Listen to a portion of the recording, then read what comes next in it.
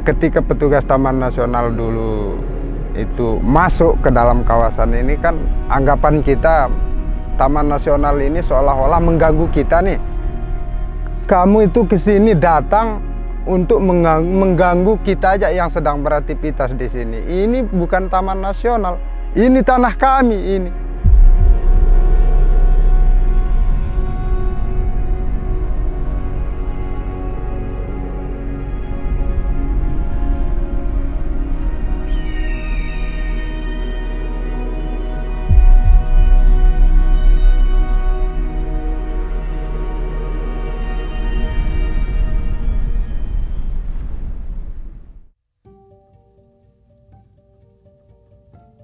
Kami sebagai masyarakat itu memandang semuanya sama hutan ini.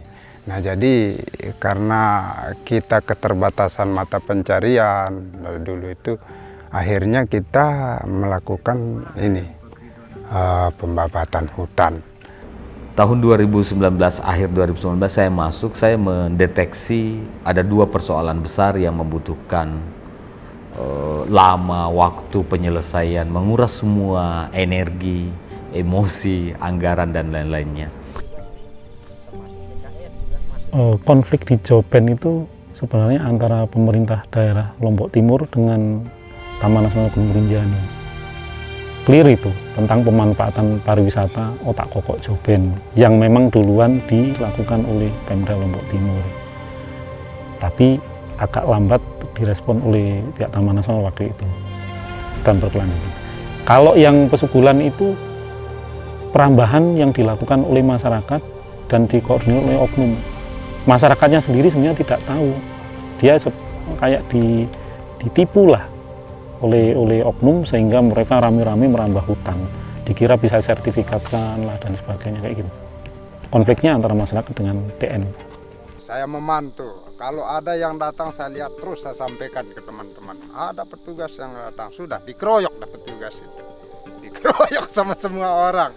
Jadi sebelumnya memang masyarakat itu menganggap bahwa tanah yang ada di kawasan itu adalah tanah adat.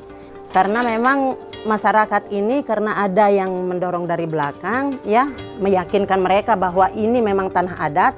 Meskipun sebenarnya kalau menurut saya tidak lucu kalau diklaim dengan tanah adat karena kita tidak punya masyarakat adat. Nah jadi pada suatu hari kita berkenaan dengan kasus memasukkan alat berat ke kawasan Taman Nasional Gunung Rinjani tanpa izin menteri. Nah kebetulan saya ditangkap. Sejak dilakukannya penangkapan itu, di sana itu kita belum menyadari kalau kita itu salah, belum. Di Pesugulan itu masyarakat mulai menyadari kekeliruannya ketika sudah mulai proses hukum. Ada tokoh-tokoh waktu itu kayak Ahmad Novi ditangkap dan diproses hukum, dia baru sadar. Dan tidak ada ternyata yang benar dari kegiatan mereka. Terus kemudian mulai terkuak satu persatu bahwa kayak disertifikatkan dan sebagainya itu nggak bisa dilakukan. Dan pelan-pelan mereka akan mulai menyadari bahwa ini salah gitu loh. Membuat kita balik kanan itu pernah di tahun 2017 dulu itu masyarakat Jurangkuak di kaum tani khususnya gagal panen total, jagung tidak bisa tumbuh karena saking tidak ada air. Nah dan kita berkeyakinan mungkin dari dampak perambahan ini. Nah dari situ kita bekerja sama dengan Taman Nasional untuk mengembalikan kawasan itu, dihutankan kembali dengan satu tujuan hutannya lestari, masyarakatnya bisa sejahtera. Bagaimana kita mencapai untuk hal itu? Maka antara masyarakat dan petugas itu harus harmonis.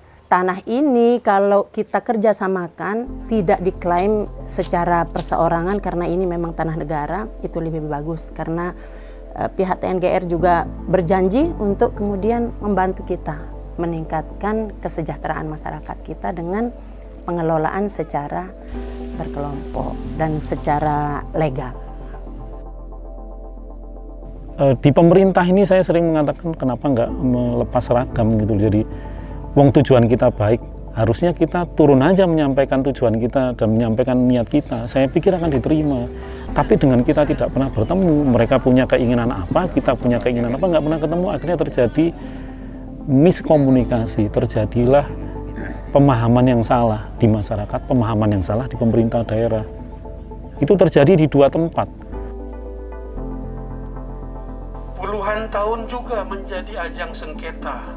Penyelesaian kasus di persoalan di destinasi Otako Joben itu satu klaster tersendiri.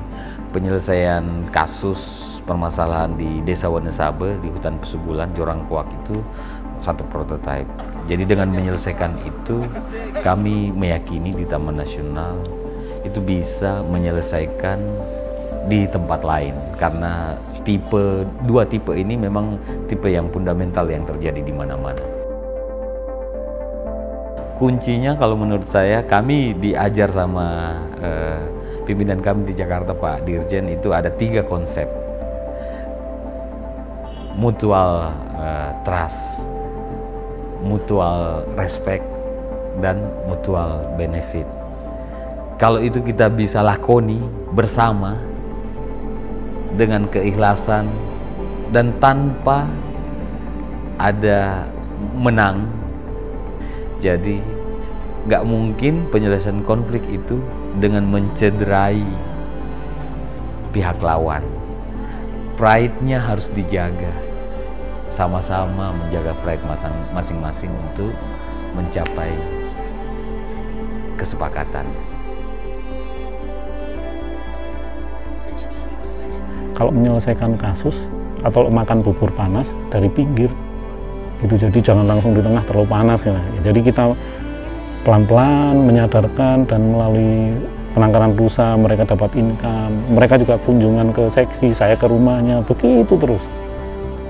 Dan begitu juga yang di Joben, saya mengunjungi dinas pariwisata mengunjungi kami, Pak Sekdisnya waktu itu Pak Mertawi bahkan berkunjung ke seksi.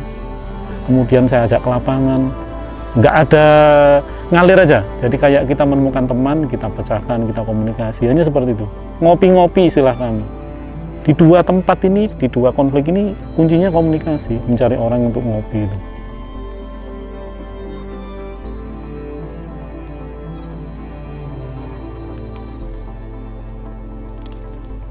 Ketika kita mulai kemudian membangun kerjasama, kita mengadakan penghijauan dulu. Jadi penanaman kembali itu langkah awal yang memang kita lakukan bersama dengan TNGR untuk kawasan tersebut.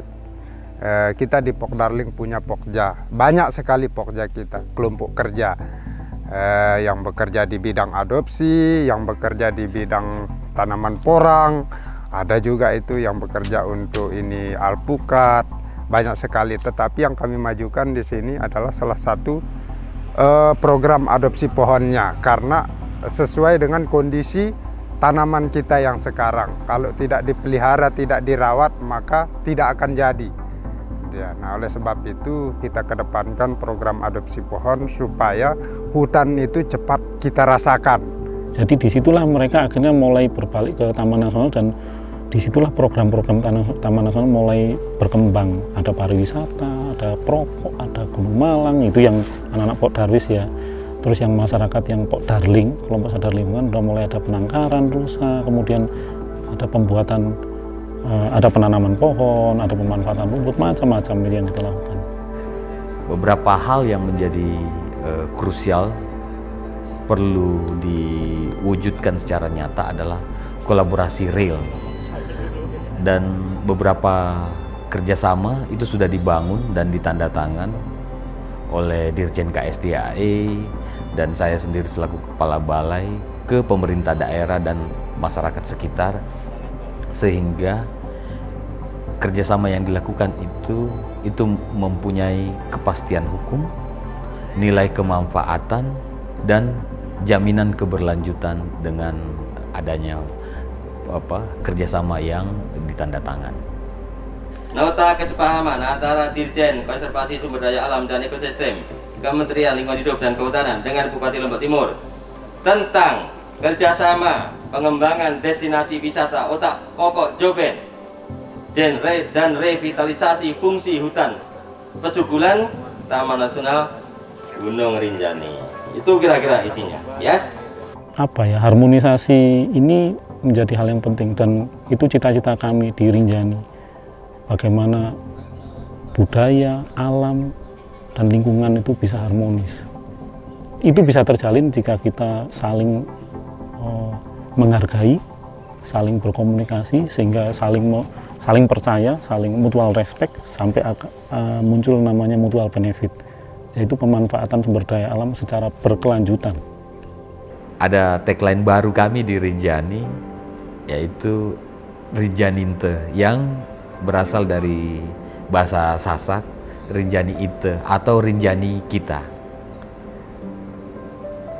Rinjani Kita atau Rinjaninte itu bermakna secara filosofi bahwa pengelolaan Rinjani ke depan itu menjadi pengelolaan bersama menjaganya, bersama melindunginya, bersama mewariskannya. Jagalah kawasan itu seperti menjaga anak sendiri.